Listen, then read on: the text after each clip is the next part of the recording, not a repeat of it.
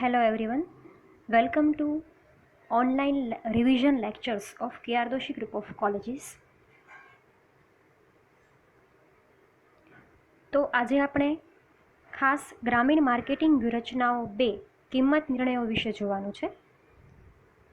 આજે આપણે શેનો અભ્યાસ કરીશું? કિંમત અંગેનો ખ્યાલ, એટલે કે કિંમત શું છે, કિંમતનું મહત્વ, કિંમતના હેતુઓ, કિંમત વ્યૂહરચનાનો અર્થ, કિંમત વ્યૂહરચનાના પ્રકાર. તો સૌપ્રથમ જોઈએ કિંમત અંગેનો ખ્યાલ. સ્ટુડન્ટ્સ, આપણે કિંમત શબ્દ આપણાથી અજાણ્યો નથી, રાઈટ? કિંમત શું છે? કિંમત એ કોઈ પેદાશ કે પછી સેવાના બજાર મૂલ્યને રજૂ કરે છે. પેદાશ હોય કે સેવા હોય, તે નાણાકીય કે બિન નાણાકીય રીતે રજૂ થતું એક ઘટક છે. કિંમત માટે ઘણા બધા સમાનાર્થી શબ્દ છે. દાખલા તરીકે કમિશન, ફી, ચાર્જ, પગાર, ભાડું, વેતન, ડિવિડન્ડ અને વ્યાજ વગેરેને આપણે કિંમતના સમાનાર્થી શબ્દ તરીકે જોઈ શકીએ છીએ. કિંમત ખરીદીના તત્વોને નાણાકીય અને બિન નાણાકીય રીતે દર્શાવી શકાય છે, જેમ કે ડિસ્કાઉન્ટ, હેરફેર અને શિપિંગની ફી, ક્રેડિટ ચાર્જ, મોડી ચૂકવણીની પેનલ્ટીઓ વગેરે. આ રીતે કિંમત બહુવિધ એટલે કે એક કરતાં વધારે ખ્યાલ ધરાવે છે. કંપની માટે તે આવક ઊભી કરતું ખર્ચ વત્તાનું પરિબળ છે. ગ્રાહક માટે જોવા જઈએ તો એ ખરીદીનું મૂલ્ય તેમજ જીવન નિર્વાહ ખર્ચ છે. બરાબર? કારણ કે ગ્રાહક જીવન જરૂરી ચીજવસ્તુઓ ખરીદવા માટે કોઈ પેદાશ કે સેવા માટે એક કિંમત ચૂકવે છે, જેથી આપણે કહી શકાય કે ગ્રાહક માટે તે ખરીદીનું એક મૂલ્ય પણ છે અને જીવન નિર્વાહ ખર્ચ પણ છે. તો અર્થતંત્રની વાત કરીએ તો અર્થતંત્ર માટે તે ખાસ ભાવતંત્રનું કામ કરે છે, જેના દ્વારા ઉત્પાદનના સાધનો એટલે કે જમીન, મૂડી, શ્રમ અને નિયોજન તેની વહેંચણી થાય છે અને તમામને મળતા વળતરો છે તે પણ તેઓની એક પ્રકારની કિંમત જ છે. તો સરકાર માટે તે સામાજિક કાર્ય અને સેવાઓ બજાવવા માટેનું, અદા કરવા માટેનું પણ એક મહત્વનું સાધન છે.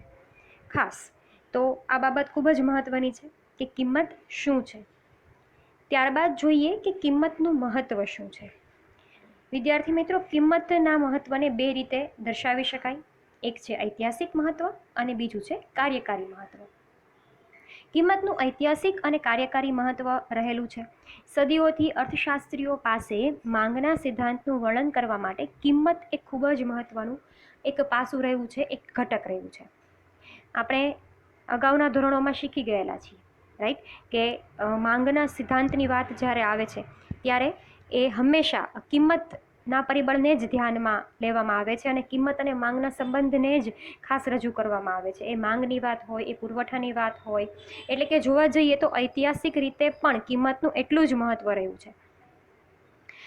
ખાસ કાર્યકારી મહત્વમાં આપણે 3 કારણો જવાબદાર ગણાવી શકીએ, જેમાં આર્થિક કારણ, યાંત્રિક કારણ અને સામાજિક કારણ. આર્થિક કારણ અથવા તો આર્થિક દ્રષ્ટિએ જોવા જઈએ તો તે લક્ષ્ય બજારને વ્યાખ્યાયિત કરવા માટે કિંમત જે છે ખૂબ જ મહત્વનો ભાગ ભજવે છે. ભાવતંત્ર ની સ્થાપકતા એ કિંમત નક્કી કરવા માટેનું એક મહત્વનું પરિબળ છે. કેટલીક ચોક્કસ પેદાશ કે સાધનો ઉપરાંત નવી પેદાશ માટે ભાવ સ્થિતિ સ્થાપકતા કે પછી માંગના મૂલ્યને દર્શાવવા માટે પણ કિંમત એ અગત્યનો ભાગ ભજવતી હોય છે. ત્યારબાદ યાંત્રિક કારણ. યાંત્રિક કારણ શું છે? તો કે કિંમત પાસે મૂલ્યાંકનના આધાર માટે યુક્તિપૂર્વકની અલગ અલગ પ્રણાલીઓ છે.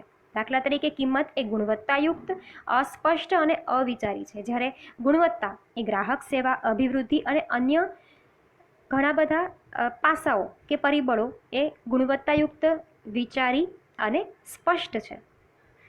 સામાજિક દ્રષ્ટિએ જોવા જઈએ તો સામાજિક કારણ એ છે કે તે ખરીદનારાઓ સમક્ષ ગુણવત્તા, મૂલ્ય, સ્ટેટસ, પ્રતિષ્ઠા અને જીવનશૈલીની સરખામણી તે ખરીદનારને અને વેચનારને તેમના આર્થિક સ્ત્રોતોનું ક્યાં અને કેવી રીતે કરવું તે અંગેની સમજ આપે છે. તેનું બેલેન્સ, રાઈટ, એ કેવી રીતે કરવું તેની એક સમજ આપે છે.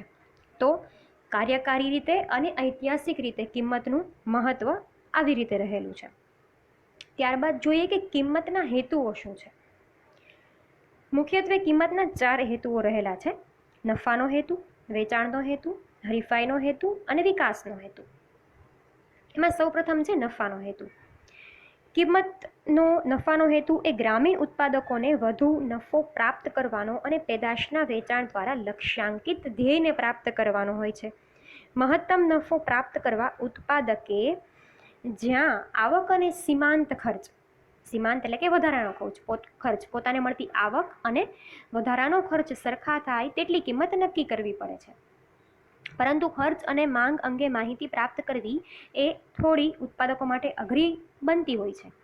વળી વિવિધ પેદાશોના કિસ્સામાં કંપની માટે આ કાર્ય વધુ કપરું બનતું હોય છે. પરિણામે નફાનો ધ્યેય પ્રાપ્ત કરવા ઉત્પાદકોને સંતોષ થાય તે રીતે કિંમત નક્કી કરવી પડતી હોય છે. તો જે લક્ષ્યાંકિત વળતર આપતી કિંમત જે છે એ આવી રીતે નક્કી થતી હોય છે. દાખલા તરીકે મૂડીરોકાણ પર વળતર, તમે જે મૂડીરોકાણ કર્યું છે, ઉત્પાદકોએ જે મૂડીરોકાણ કરેલું છે તેના આધારે તેને મળતું વળતર. પછી બીજો ઉદ્દેશ હોઈ શકે વેચાણનો હેતુ. ઘણી પેઢીઓ વેચાણના અનુસંધાનમાં કિંમતના ધ્યેય નક્કી કરતી હોય છે. આ લક્ષ્યાંક કે ધ્યેય નીચેની વિવિધ રીતે નક્કી થતી હોય. દાખલા તરીકે વેચાણ વૃદ્ધિ છે, બજાર હિસ્સામાં વૃદ્ધિ કરવી પોતાની પેદાશની, રાઈટ. અસ્તિત્વ ટકાવી રાખવા માટે ઓછામાં ઓછું કરવું પડતું વેચાણ અથવા તો વેચાણ જથ્થો કે બજાર હિસ્સો જાળવી રાખવો. ઘણી વખત લાંબા ગાળે નફો પ્રાપ્ત કરવા ગ્રામીણ બજારમાં કંપનીઓ વેચાણ વૃદ્ધિના પ્રયત્ન કરે છે કે કેમ કરીને વધારે ને વધારે પોતાની પેદાશનું વેચાણ થાય. તો ઘણી કંપનીઓ પોતાના બજાર હિસ્સાને સફળતાનું એક બેન્ચમાર્ક ગણે છે.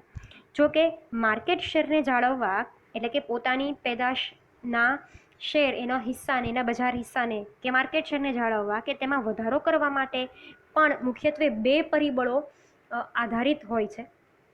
જેમાં સૌથી પહેલું છે એ છે બજાર હિસ્સો અને બીજું છે પેઢીના વેચાણમાં વૃદ્ધિ, રાઈટ. તો આ હતો વેચાણનો હેતુ. ત્યારબાદ છે હરીફાઈનો હેતુ. ગ્રામીણ બજાર હોય કે શહેરી બજાર હોય, હરીફાઈનું તત્વ બંને જગ્યાએ હશે, રાઈટ. તો કે હરીફાઈના હેતુમાં આપણે કઈ બાબત લઈ શકીએ?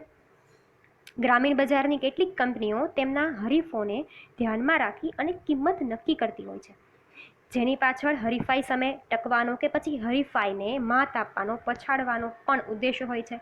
ખાસ કરીને અલ્પહસ્તક ઇજારો જ્યાં હોય તેવી સ્થિતિમાં કંપનીઓ કિંમત નિર્ધારણ અંગે જડતા ધરાવતી હોય છે. એટલે કે કિંમત તે ઝડપથી વધારે કે ઘટાડતી હોતી નથી.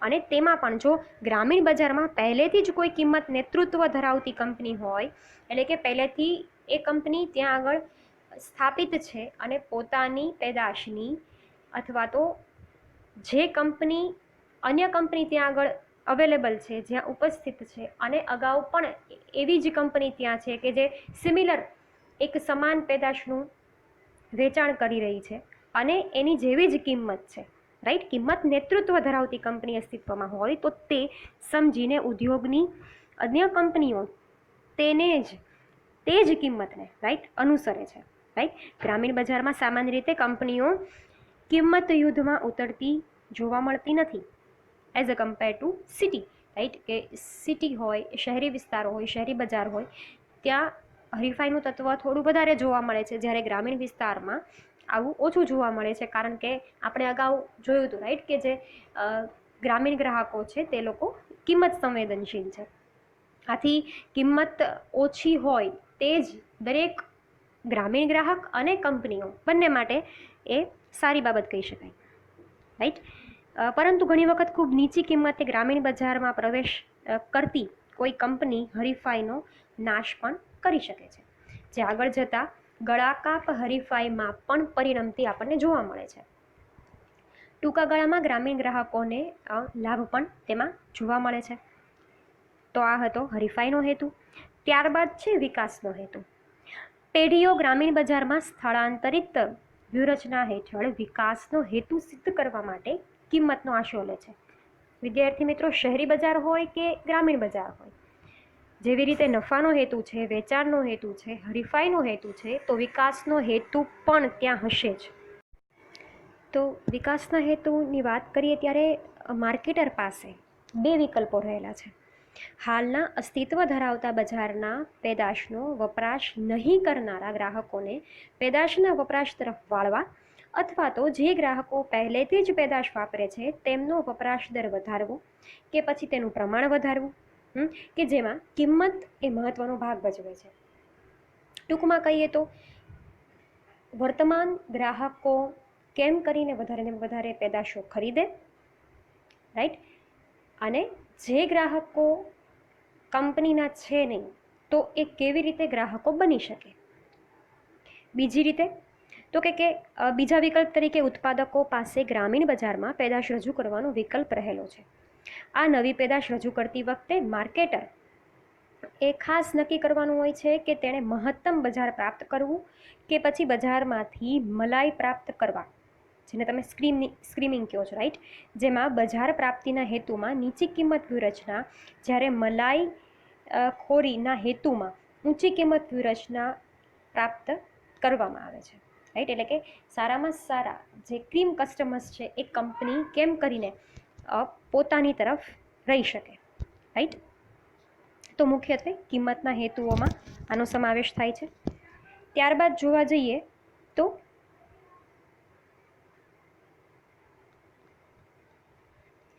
કિંમત વ્યૂહરચના એટલે શું? કિંમત વ્યૂહરચનાનો અર્થ એકમની નાણાકીય પરિસ્થિતિને વધુ મજબૂત બનાવવા માટે કિંમત વ્યૂહરચના એ ખૂબ જ જરૂરી છે. અહીં આપણે આયોજન અને વ્યૂહરચનાનો જો તફાવત જોઈએ, આપણે અગાઉના વિડીયો લેક્ચર્સમાં પણ આ કહેલું છે. આયોજન એ હંમેશા શું શબ્દ સાથે જોડાયેલું છે? કોઈ પણ કાર્ય કરવું છે તો શું કરવું છે એ આયોજન છે, જ્યારે કેવી રીતે કરવું છે તો એ હંમેશા વ્યૂહરચના નક્કી કરે છે, રાઈટ. તો અહીંયા આગળ પણ એકમની નાણાકીય પરિસ્થિતિને વધારેમાં વધારે મજબૂત બનાવવા માટે કિંમત વ્યૂહરચના એ ખૂબ જ જરૂરી છે. કિંમત અંગે ગ્રાહકોની અપેક્ષાઓને ધ્યાનમાં લઈ બજાર ક્રિયા મિશ્રના અન્ય કાર્યો સાથે સમન્વય સાધવો અને હરીફાયુક્ત બજારમાં નિર્ધારિત બજાર ક્ષેત્ર હિસ્સો જાળવી રાખવા માટે લેવામાં આવતી વ્યૂહરચના એટલે કિંમત વ્યૂહરચના. હરીફાયુક્ત બજારમાં કેમ કરીને પોતાના બજાર હિસ્સાને જાળવી રાખવો, તેના માટે કઈ કઈ વ્યૂહરચનાઓ અપનાવવી અને પોતાની પેદાશનું મહત્તમ વેચાણ થાય, નફાનો ઉદ્દેશ્ય, વેચાણનો ઉદ્દેશ્ય, હરીફાઈનો કે વિકાસનો ઉદ્દેશ્ય પ્રાપ્ત કરી શકાય, તે તમામ વસ્તુ, તે તમામ બાબત એ કિંમત વ્યૂહરચનાનો જ ભાગ છે.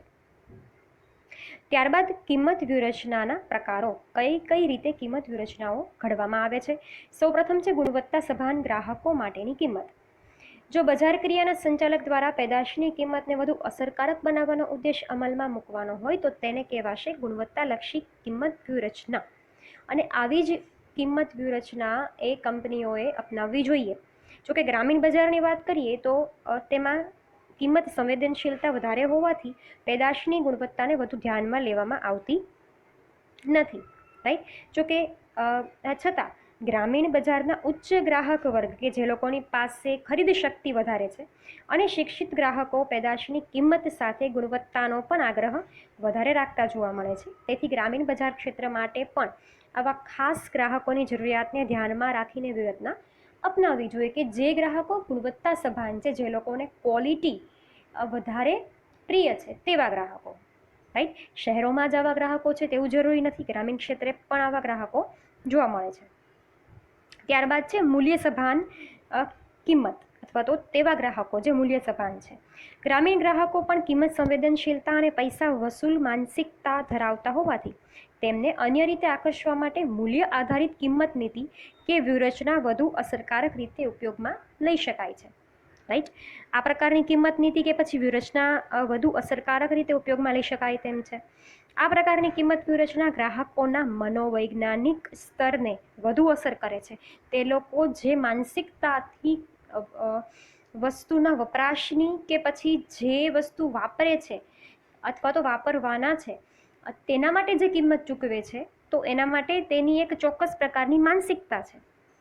તો આ માનસિકતાના સ્તરને વધારે અસર કરે છે, રાઈટ.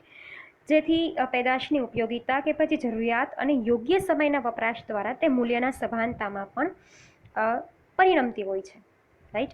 ઘણી વખત એવું પણ થતું હોય છે કે એક જ પેદાશ એ બે જગ્યાએ મળતી હોવાથી કોઈ પણ ગ્રાહક એ ઇઝીલી રાઈટ.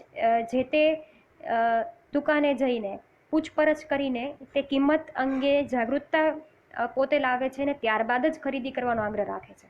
તો આ તમામ ગ્રાહકો મૂલ્ય સભાન ગ્રાહકો છે. મૂલ્ય અથવા તો કિંમતથી જે લોકો અવેર છે, જે લોકો જાગૃત છે, અને તેને આધારે તેઓ ઊંચી કિંમતની પેદાશો પણ ઘણી વખત ઉપયોગમાં લેતા હોય છે. તો આના આધારે પણ કંપનીઓ વિવિધ પ્રકારની મૂલ્ય સભાન ગ્રાહકો માટેની વ્યૂહરચનાઓ ઘડતી જોવા મળે છે. ત્યારબાદ છે કિંમત સભાન ગ્રાહકો માટેની, રાઈટ. તો ગ્રામીણ અને શહેરી બંને બજારમાં ગ્રાહકો વધુ કે ઓછા પ્રમાણમાં કિંમત સંવેદનશીલતા છે. આપણે જોયું તેમ ખાસ આવા ગ્રાહક વર્ગોને ધ્યાનમાં રાખી અને વ્યૂહરચનાનો ઉપયોગ કરવામાં આવે છે.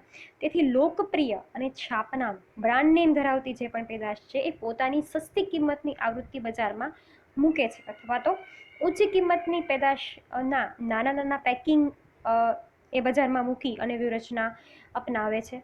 તેને આધારે જ વ્યૂહરચના એ ગ્રામીણ ક્ષેત્રમાં પણ સફળ નીવડતી હોય છે. અને ત્યારબાદ જે છે તે છે હરીફાઈ સમાન ગ્રાહકો માટેની કિંમત. તો વપરાશી અને ટકાઉ એમ બંને પ્રકારની પેદાશો, રાઈટ, તેના ઉત્પાદકો પોતાની પેદાશ એ હરીફાઈમાં સારું સ્થાન પ્રાપ્ત કરે તેવા જ પ્રયત્નમાં હોય છે, તેવા જ ઉદ્દેશથી કાર્ય કરે છે. તો તેના આધારે ગ્રામીણ બજાર માટે પેદાશની સ્પર્ધાત્મક વૃત્તિ ખાસ જરૂરિયાતોને ધ્યાનમાં રાખી અને ખાસ કિંમતે ચૂકવવામાં આવે છે. કિંમતે એ મૂકવામાં આવે છે લોકો સુધી, ગ્રામીણ ગ્રાહકો સુધી. આ વ્યૂહરચનાના ઉપયોગ દરમિયાન ધંધાકીય એકમ એ પેદાશની લોકપ્રિયતા અનુસાર કિંમતની ગોઠવણી કરે છે. અહીં ખૂબ જ જરૂરી છે, રાઈટ, કે પોતાની બ્રાન્ડને પોતાના ની પ્રતિષ્ઠાને હાનિ ન પહોંચે તેવી રીતે તે કિંમત વધારે કે ઓછી રાખે છે, જે તે પેદાશની લોકપ્રિયતાના આધારે, જે સ્પર્ધાત્મક ઉદ્દેશ પણ ધરાવતી હોય છે. અને આવી રીતે હરીફાઈને આધારે પણ વ્યૂહરચના નક્કી થતી હોય છે. તો આ તમામ જે છે એ કિંમત અંગેની વ્યૂહરચનાના પ્રકારો હતા. આઈ હોપ કે તમને આખો જ ટોપિક સમજાવ્યો હશે, રાઈટ. Thank you.